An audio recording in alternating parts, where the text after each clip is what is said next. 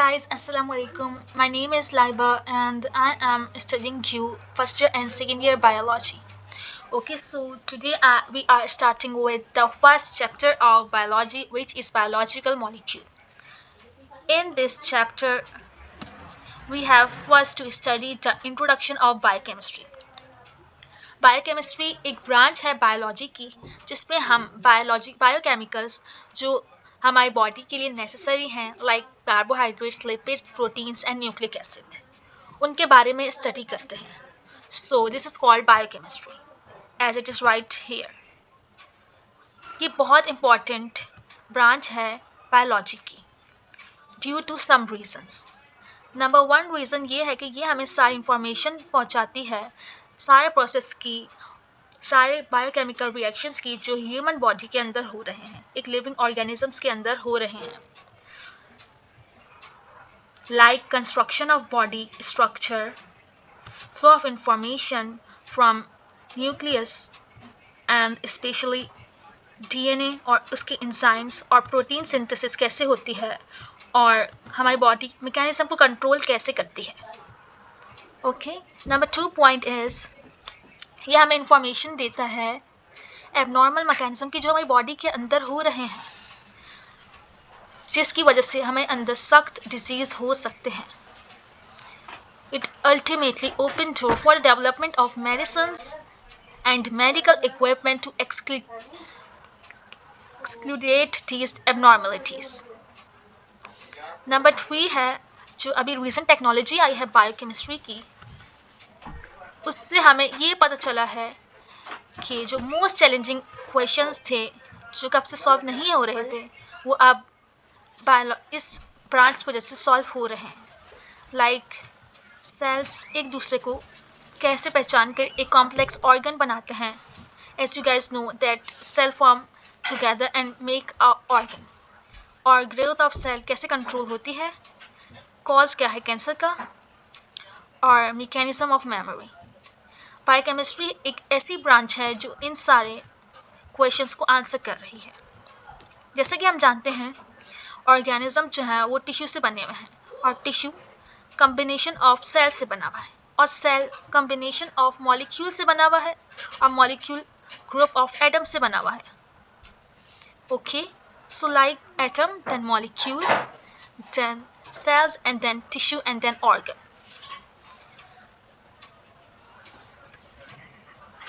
मतलब कि हम लोग जो हैं atom is a chemical, so human body is made up of chemicals.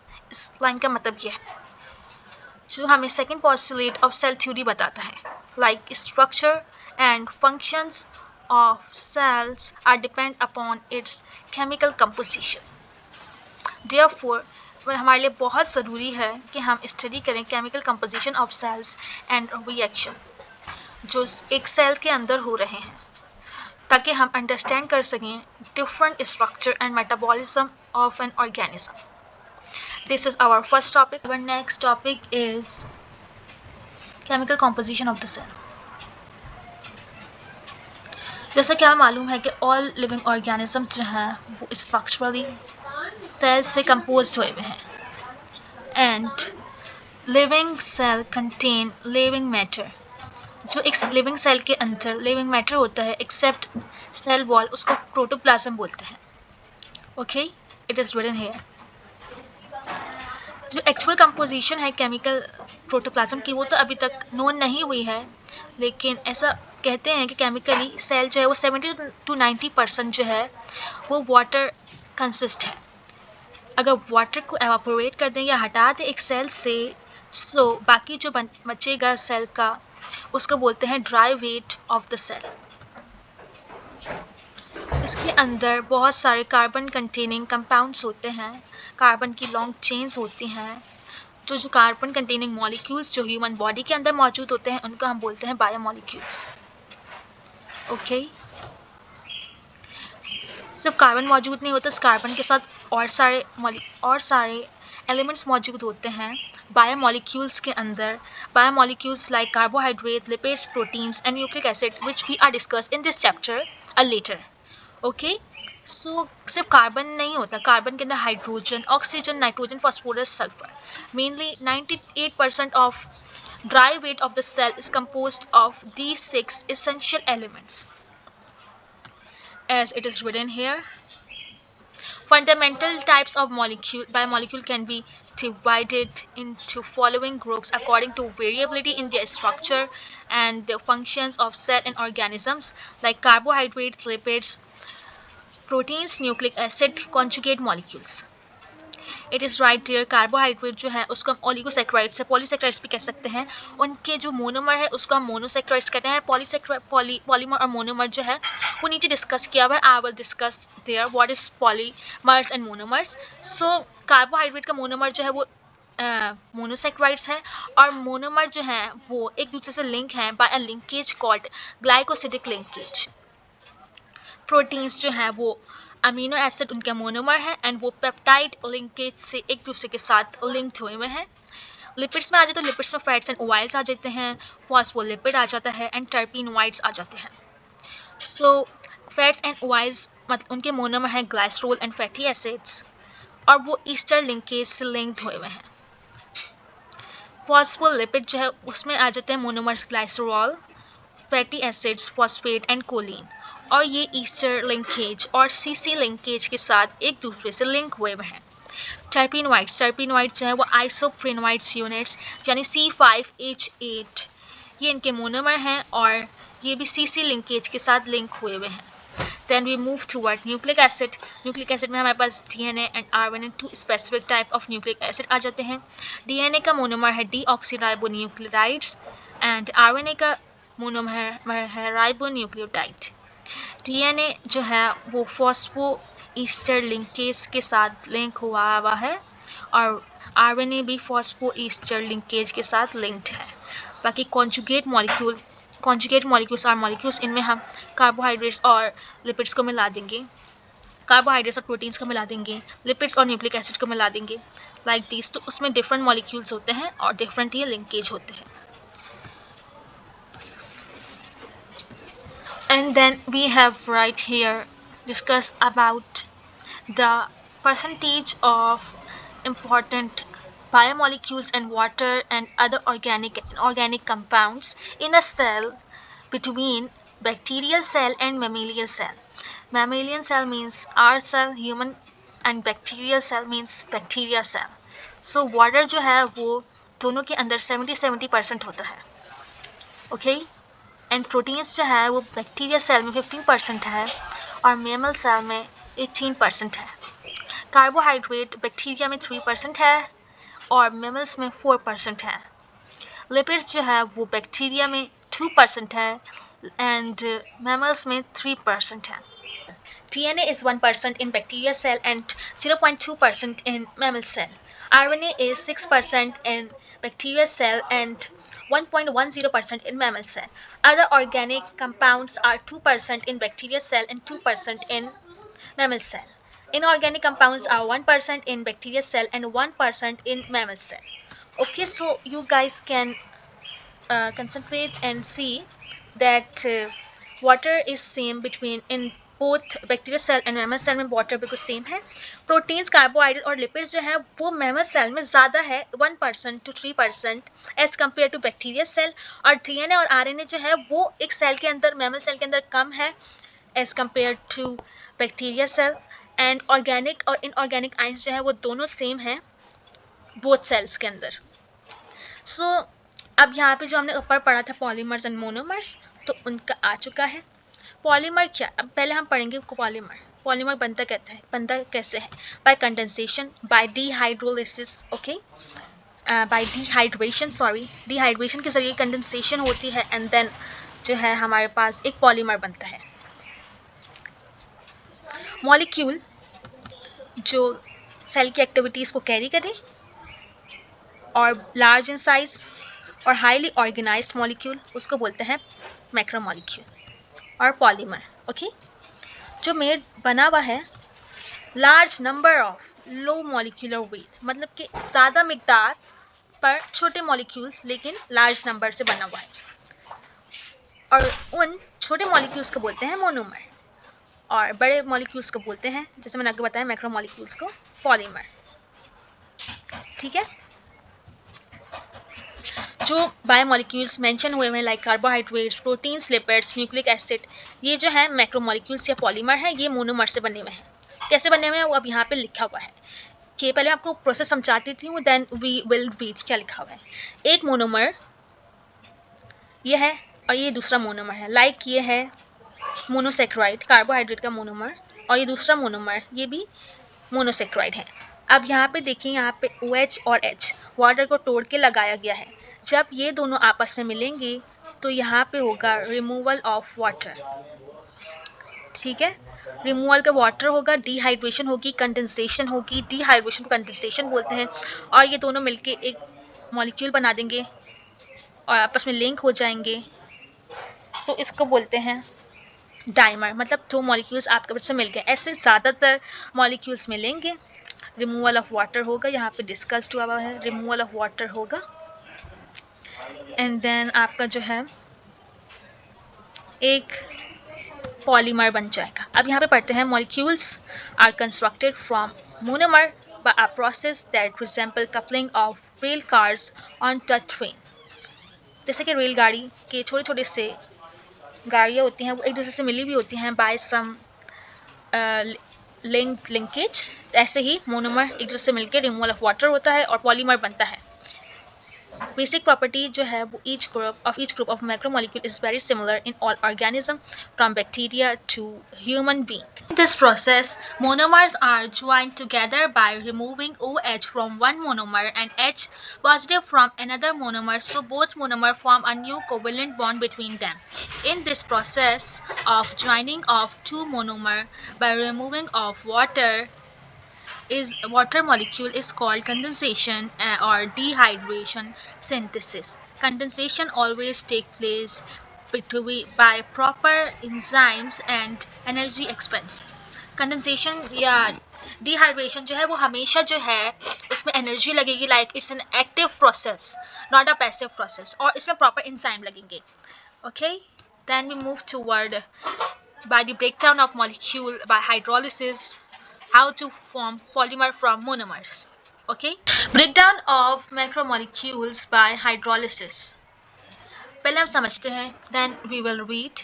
So इसमें ये है कि ये एक मोनोमर है, like this is the monomer one and this is the another monomer. Okay, ये दूसरा मोनोमर है.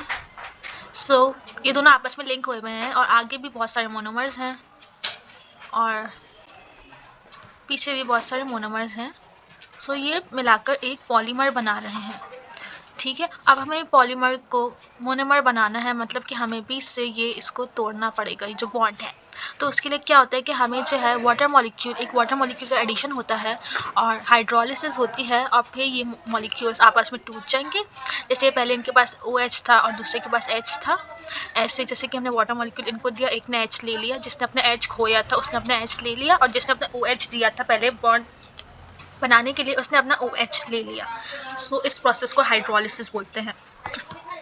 Process where macromolecules subunits monomer by addition of H2O molecule is called hydrolysis. It is just reverse of condensation. During the process of water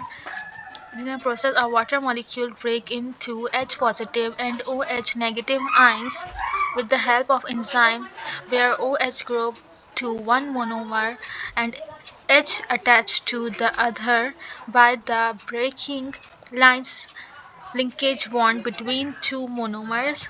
During this bond break, energy is released and made available for other metabolism process. इस process में जो है उसमें जो है energy, polymer जब हम बनाते थे तो उसमें हमें एनर्जी चाहिए, लेकिन जब एक बॉन्ड टूटा है, bond breaking process is an exothermic process and energy जो है वो रिलीज़ होती है. सो जिसमें से एनर्जी रिलीज़ होती है वो जो है हम दूसरे प्रोसेस में इसको यूज़ कर सकते हैं. सही है. देन नीचे लिखा हुआ है during metabolism macromolecules are either formed or broken down in the cell When cell rebuilds many of its structure in heterotrophs, heterotrophs means are mammals, जो अपना खाना खुद नहीं बना सकते, जिनको कोई चीज़ चाहिए, कोई सोर्स चाहिए जिससे वो अपनी नीड को पूरा कर सकें, अपनी खुराक को पूरा कर सकें। ओके, तो इसमें क्या होता है, ड्यूरिंग डाइजेशन जो है हमारे जो माइक्रोमोलिक्यूल है वो ब्रोकन डाउन हो जाते हैं मोनोमर्स में बाय हाइड्रोलिसिस। ठीक है, हाइड्रोलिसिस करिए हमारे मोनोमर जो है वो हम पॉलीमर में टूट जाते हैं और हाइड्रोलाइटिक एंजाइम्स जो हैं वो यूज़ होते हैं। ये मोनोमर जो हैं फिर सेल तक पहुंचते हैं और फिर मोनोमर जो हैं बनाते हैं मैक्रोमोलिक्यूल प्रोसेस के ज़रिए, जिसको बोलते हैं कंडेंसेशन। और ऑटोट्रॉफ्स में आपको पता है कि फ्रॉम स्क्रैच से शुरू होता है पूरा प्रोसेस और फिर जाके एक पॉलीमर बनता है। सो ऑटोट्रॉफ्स में क्या होता है कि मोनोमर्स जो होता है वो पॉलीमर बनाते हैं पहले, सही है, in organic molecules like CO2 and H2O, NO2, SO4 इनको इस्तेमाल करके, सही है। ये माइक्रोमोलिक्यूल इसको बोलते हैं जो स्टार्च बनाते हैं या सक्रोज, जो भी, जो एक टाइप है कार्बोहाइड्रेट की, मतलब एक पॉलीमर बनाते हैं बाय प्रोसेस ऑफ कंडेंसेशन। फिर उसको फिर दूसरे सेल्स में वो सब जाता है, लीव से other parts of the plant में जाके उन मॉलिक्यूल को तोड़ते हैं ताकि हमें जो है एनर्जी मिल सके। ओके, और फिर ये मोनोमर में कन्वर्ट हो जाते हैं बाय प्रोसेस ऑफ हाइड्रोलिसिस। ठीक है, सब आपको बता देती हूँ कि हीटरोट्रॉप्स में क्या होता है। हीटरोट्रॉप्स में जो मैं लिख रही हूँ यहाँ पे, ये हीटरोट्रॉप्स है, ठीक है, H है ये। इसमें क्या होता है, पहले जो है हमें पॉलीमर मिलता है, पॉलीमर जो है वो टूटता है मोनोमर में, फिर मोनोमर जो है फिर से मोनोमर में टूट के सेल्स में जाता है और फिर सेल्स से वो जाता है दोबारा से पॉलीमर बन जाता है। और ऑटोट्रॉप्स में क्या होता है, ऑटोट्रॉप्स है, इसमें क्या होता है, पहले जो है मोनोमर है, फिर वो पॉलीमर बनता है, मोनोमर जो है वो पॉलीमर बनता है, एंड देन जो है पॉलीमर फिर मोनोमर में कन्वर्ट हो जाता है। ओके, आई होप आपको यहाँ तक समझ आ गया होगा। देन नेक्स्ट टॉपिक स्टार्ट हो रहा है importance of water, because water is very important in our body. Our body is consist of 70% of water and our cell is consist of 70 to 90% of water. So इसमें हम water के बारे में पढ़ेंगे, water क्या है, वाटर का formula क्या है, वाटर क्या क्या करता है बॉडी के अंदर। So let's begin. ठीक है, वाटर जो है बहुत ज़्यादा मिकदार में एक ह्यूमन सेल के अंदर मौजूद होता है। ओके, जिसका पता है कि 70 to 90% जो है हमने पहले ही पढ़ा था कि बॉडी के अंदर एक सेल के अंदर वाटर मौजूद होता है। यह मीडियम ऑफ लाइफ वाटर को बोलते हैं। सारे जो रिएक्शंस हैं वो अकर होते हैं प्रेजेंस ऑफ वाटर में। वाटर होगा तो रिएक्शंस होंगे, वाटर होगा तो रिएक्शंस नहीं होंगे। ये बहुत सारे बायोकेमिकल रिएक्शंस में पार्ट भी लेता है। एज अ रिएक्टेंट भी वाटर इस्तेमाल होता है, like in photosynthesis water is used as a reactant. जैसे कि यहाँ पे लिखा हुआ है हाइड्रोलिसिस की एग्जांपल दी हुई है। Also provide raw material for the photosynthesis. Water की ये एबिलिटी है कि ये जो है हमारी लाइफ में बहुत इंपॉर्टेंट रोल प्ले करता है। ठीक है, और इसका रीज़न ये है, importance in biological system is due to chemistry of H2O molecule. मतलब इसका रीज़न ये है कि क्यों हमारी लाइफ में ये इतने इम्पॉर्टेंस जो है वो क्रिएट करता है, इसका इतना रोल क्यों है, बिकॉज इसका केमिकल फार्मूला H2O वाटर। सही, वाटर का जो केमिकल फार्मूला है वो H2O है। इसमें जो है दो एटम्स होते हैं हाइड्रोजन के, और एक एटम जो होता है वो होता है ऑक्सीजन का, और ये दोनों एक दूसरे से लिंक्ड हुए हुए होते हैं by a bond.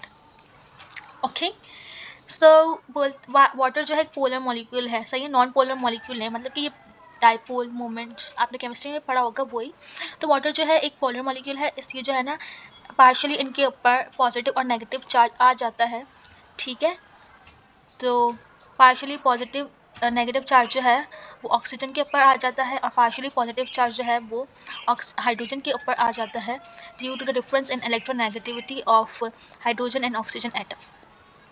Electronegativity difference means electronegativity जो ऑक्सीजन की है, ऑक्सीजन की इलेक्ट्रोनेगेटिविटी जो है वो ज़्यादा है एज कम्पेयर टू हाइड्रोजन। सो जब ये शेयर पेयर ऑफ इलेक्ट्रॉन करते हैं, कोवेलेंट बॉन्ड बनाते हैं, तो जो इसका ऑर्बिटल भी बड़ा है और हाइड्रोजन का ऑर्बिटल भी छोटा है, तो इलेक्ट्रॉन जो है वो मूव हो जाते हैं। ज़्यादा टाइम जो इनके शेयर पेयर ऑफ इलेक्ट्रॉन्स हैं वो ज़्यादा टाइम जो है ऑक्सीजन के इर्द गिर्द घूमने पे लगाते हैं, और हाइड्रोजन की बारी आती है तो झट से घूम के वापस ऑक्सीजन के पास चले जाते हैं। तो इनके साथ जो है वो नाइंसाफ़ी हो रही है, जो इसके वजह से इनके ऊपर पार्शियली पॉजिटिव चार्ज आ जाता है और ऑक्सीजन के ऊपर पार्शियली नेगेटिव चार्ज आ जाता है। ओके, और फिर जो पॉजिटिव और नेगेटिव चार्ज एक पोलर मॉलिक्यूल पे आ जाता है तो उसको बोलते हैं डाइपोल। ठीक है, इसकी वजह से, इस डाइपोल की वजह से वाटर की बहुत इंपॉर्टेंस है। इसके वजह से वाटर की हाई पोलैरिटी है, फॉर्मेशन ऑफ हाइड्रोजन बॉन्ड भी ये करता है, एडहेशन एंड कोहेशन बॉन्ड भी ये बनाता है, स्पेसिफिक हीट भी इसकी बहुत हाई है, हीट ऑफ वेपोराइजेशन भी इसकी बहुत हाई है, हाइड्रोफोबिक एक्सक्लूजन भी इसके अंदर होता है, और आयनाइजेशन भी ये वाटर के अंदर होती है, और लो डेंसिटी ऑफ आइस भी होती है। ये सारी प्रॉपर्टी ये साबित करती हैं कि ये बेस्ट सॉल्वेंट है। ठीक है, हाइड्रोजन बॉन्ड क्या है? सही है, हाइड्रोजन बॉन्ड ये inter molecular force of attraction है बिटवीन टू वाटर मॉलिक्यूल्स। ठीक है, one which contain partially charged H positive and the other contain partially charged oxygen negative present in water. ठीक है, these charges attract two molecule. This force of attraction due to H positive and OH negative is called hydrogen bonding. Due to hydrogen bonding, two molecules have fully following two types of characters. उनको समझते हैं, जैसे water है H, ये H molecule है, ठीक है, और फिर ये यहाँ पे ऑक्सीजन आ गया, और फिर यहाँ पे जो है दोबारा से हाइड्रोजन आ गया। ठीक है, हाइड्रोजन पे जो है वो पार्शियली पॉजिटिव चार्ज है और इस पे जो है पार्शियली नेगेटिव चार्ज, इस पे भी पार्शियली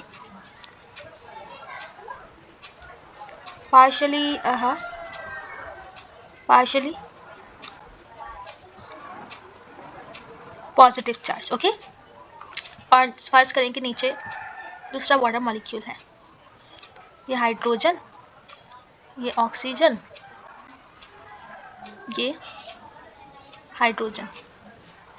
ठीक है, नेगेटिव पॉजिटिव को अट्रैक्ट करता है, तो ये हाइड्रोजन जो है वो इसके साथ एक बॉन्ड बना देगा, जो कि मैं ये शो कर रही हूँ डॉटेड लाइन से, ऑक्सीजन, और ये ऑक्सीजन जो है वो हाइड्रोजन के साथ बॉन्ड बना देगा। ठीक है, तो ये जो बॉन्डिंग बन रही है, ये सारे जो एक ऊपर भी होगा, सही है, इससे एक ऊपर भी होगा, इससे एक नीचे भी है। ठीक है, तो ये सारी बॉन्डिंग बन रही है, वाटर मॉलिक्यूल एक दूसरे के साथ मूव कर रहे हैं in the form of clusters.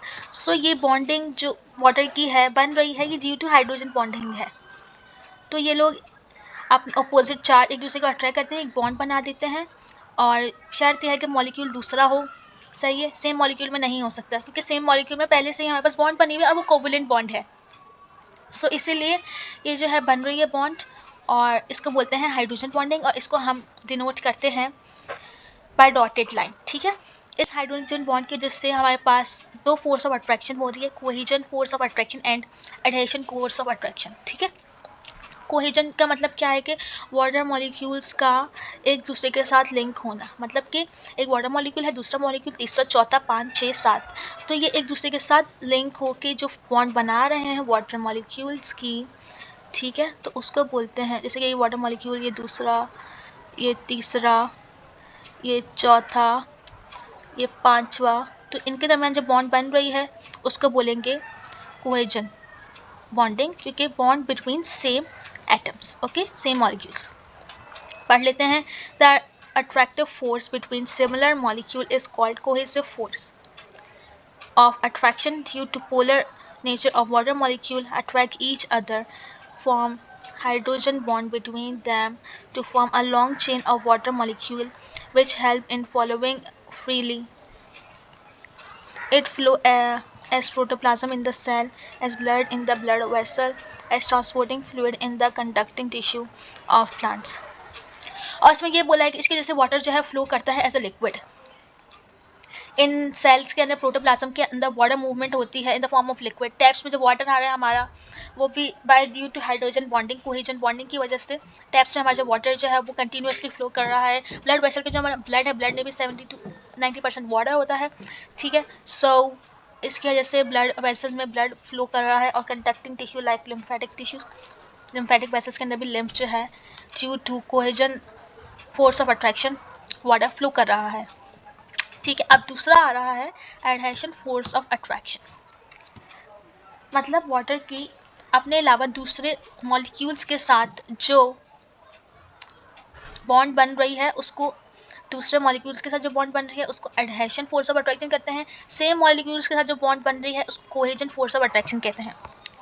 The attraction force between this similar molecules is called adhesive force of attraction due to polar nature। polar है आपको पता है water molecule attract other charged molecules and attach with them। it can hold the water molecule in the vessels and prevent them from backward flow। Okay, so यहाँ पे discuss भी किया हुआ है कि वाटर के साथ मूवमेंट जो है वो एडहेशन है, और यहाँ पे जो है वाटर जो है वेसल के साथ जाके अटैच्ड हो रहा है, मतलब वेसल जो है वो दूसरे मॉलिक्यूल से बनी हुई है, वाटर से नहीं बनी हुई, सो ये एडहेशन है। Okay, then high specific heat. Specific heat of a substance is the amount of heat energy required to raise the temperature of 1 gram of the substance by 1 degree, example 15 degree to 16 degree। The specific heat of water is high due to its polar nature and hydrogen bonding between their molecules। It means water required high amount of heat to make change its temperature or warm up। It works as a temperature stabilizer for organisms and hence protect protoplasm against sudden thermal charges। इसमें ये बोल रहे हैं कि water की जो है वो वेरी हाई स्पेसिफिक हीट है, मतलब वाटर जो है 15 डिग्री फॉर एग्जांपल उसको 15 डिग्री से 16 डिग्री में कन्वर्ट होना है तो उसके लिए बहुत ज़्यादा एनर्जी चाहिए, ठीक है। अगर वाटर की हाई स्पेसिफिक हीट एनर्जी नहीं होती, जो क्योंकि अगर ज़्यादा गर्मी होती है देन हमारे सारे बॉडी का वाटर जो है वो एवापोरेट हो जाता है अगर हमारे पास हाई स्पेसिफिक हीट एनर्जी नहीं होती वाटर के पास। सो वाटर की बहुत हाई स्पेसिफिक हीट है, वो ज़्यादा एनर्जी चाहिए उसको 1 डिग्री से दूसरी डिग्री में कन्वर्ट होने के लिए, वो भी 1 ग्राम ऑफ वाटर को। So it's very important for our life and it's play a very important role in our life due to its high specific heat capacity। Okay, और इसके जैसे ये होता है कि जब ज़्यादा हीट होती है, ठीक है, तो ये जो है 1 ग्राम ऑफ हीट मतलब कि 1 डिग्री चेंज करके अपने को एवापोरेट कर देता है, सारी हीट चला जाता है, और फिर जब सेकेंड मॉलिक्यूल का एवापोरेट होना होता है तो उसके लिए और ज़्यादा हीट की ज़रूरत होती है क्योंकि evaporation is a cooling process. So सारी हीट जो है वो मॉलिक्यूल लेके एवापोरेट हो जाता है, जो बाकी मॉलिक्यूल हैं उनको एवापोरेशन के लिए ज़्यादा हीट चाहिए, इसलिए वाटर की हाई स्पेसिफिक हीट है। Then we have high heat of vaporisation. The amount of heat required to change liquid state of water to vapor state is called heat of vaporization। Water को liquid state से gas state convert करने के लिए जो heat चाहिए उसको heat of vaporisation बोलते हैं। greater the heat of vaporization higher will be the chances of stability in state and vice versa। जितनी ज़्यादा हीट ऑफ वेपोराइजेशन होगी उतना ही जो है स्टेबिलिटी होगी, और जितनी कम हीट ऑफ वेपोराइजेशन होगी उतनी कम स्टेबिलिटी होगी। Water has high heat of vaporization that is 574 kilocalorie per kg। Therefore, water requires to absorb high heat of change its state from liquid to vapors। It gives stability to water molecules and its state in cell। It plays important role in thermoregulations, also provide cooling effect when evaporate during transpiration and perceptions। Okay, तो sir बोलेंगे water की जो है बहुत ज़्यादा high heat of vaporisation है, like 574 kilo calorie heat चाहिए हमें पर केजी को एवापोरेट करने के लिए, ठीक है। तो वाटर मॉलिक्यूल जो है वो हाई हीट को एब्सॉर्ब करता है और फिर स्टेट चेंज हो जाती है और वो लिक्विड से वेपर्स में कन्वर्ट हो जाता है। तो इसके वजह से बाकी जो मॉलिक्यूल्स पीछे बचे उनके अंदर ज़्यादा स्टेबिलिटी हो जाती है। अब दूसरे मॉलिक्यूल को एवापोरेट करने के लिए आपको 574 किलो कैलोरी एनर्जी चाहिए, फिर जाके दूसरा मॉलिक्यूल भी हमारा जाके एवापोरेट हो जाएगा। बाकी जो मैंने आपको एक और बात बताई थी, जो evaporation is a cooling process, तो क्या होगा 574 किलो कैलोरी हम हीट देंगे एक मॉलिक्यूल्स को या 1 kg ऑफ वाटर को, सो वो वाटर एवापोरेट हो जाएगा। तो जब सारी हीट जो है वो 1 kg ऑफ वाटर को मिली, बाकी जो पीछे kg ऑफ वाटर है वो भी उनकी हीट लेके चला जाएगा वो, और फिर जो है हमें फिर दोबारा 574 किलो कैलोरी ऑफ हीट चाहिए दूसरे kg ऑफ वाटर को एवापोरेट करने के लिए। ठीक है, एक्सक्लूजन सही है, टेंडेंसी है वाटर की। ठीक है, इसमें जब हम ऑयल जो है वो एक नॉन पोलर सब्सटेंस है, जब हम उसको पोलर सब्सटेंस है, जब हम उसको वाटर के अंदर ऐड करेंगे तो उसकी वजह से जो हमारा वाटर है उसकी हाइड्रोजन बॉन्डिंग जो है वो डिस्ट्रॉय हो जाएगी। ठीक है, और फिर वाटर जो है वो by the presence of hydroscopic oil की वजह से, और फिर जो है हम न्यू बॉन्ड्स, वाटर जो है न्यू बॉन्ड्स बनाता है, न्यू हाइड्रोजन बॉन्ड्स बनाता है, और फिर जो सारा जो पोलर मॉलिक्यूल होता है उसको इकट्ठे करके ऊपर ला देता है। ठीक है, this exclude hydrophobic substance oil from water. इसकी वजह से वाटर के अंदर जो ऑयल है वो एक्सक्लूड हो जाता है, इसी को हाइड्रोफोबिक एक्सक्लूजन कहते हैं। जैसे कि ये ऑयल है, ये हमने वाटर के अंदर ऐड कर दिया। ठीक है, अब ये जब अंदर जा रहा है तो इसकी वजह से जो हमारे पास हाइड्रोजन बॉन्डिंग है वाटर की वो ब्रेक हो रही है, और वाटर मॉलिक्यूल इसके साथ जो है वो वाटर के साथ ऑयल के साथ बॉन्ड भी नहीं बना सकता, क्योंकि जो है ऑयल एक जो है नॉन पोलर मॉलिक्यूल है। ठीक है, सो पोलर मॉलिक्यूल है, सॉरी।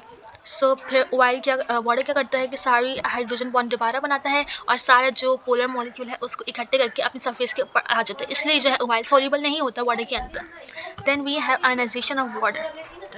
वाटर मॉलिक्यूल जो है वो आयनाइज होता है जब हम उसको किसी ऐसी चीज़ में ऐड करते हैं या इलेक्ट्रोलिसिस करते हैं, आयनाइजेशन करते हैं, तो वो अपने ही एलिमेंट्स में टूट जाता है, लाइक H पॉजिटिव आयन और OH नेगेटिव आयन। जो रिएक्शन है ये रिवर्सिबल है, अगर ज़्यादा क्वांटिटी उसकी आयनाइजेशन की हो जाती है तो फिर वो दोबारा कन्वर्ट हो जाता है वाटर में। ठीक है, और ये इक्विलिब्रियम को मेंटेन करता है। ठीक है, इसकी आयनाइजेशन प्रॉपर्टी की वजह से वाटर बिहेव एज एसिड और बेस। अगर हम उसके अंदर बेस ऐड करेंगे तो वो एसिड की तरह बिहेव करेगा, अगर हम उसके अंदर एसिड ऐड करेंगे तो उसके वो जो है वो बेस की तरह बिहेव करेगा। ये जो है एम्फोटेरिक, वो एलिमेंट जो बोथ एसिड और बेस की तरह बिहेव करे उसको एम्फोटेरिक बोलते हैं। सो वाटर भी एम्फोटेरिक इन नेचर है, और it also behave as a buffer.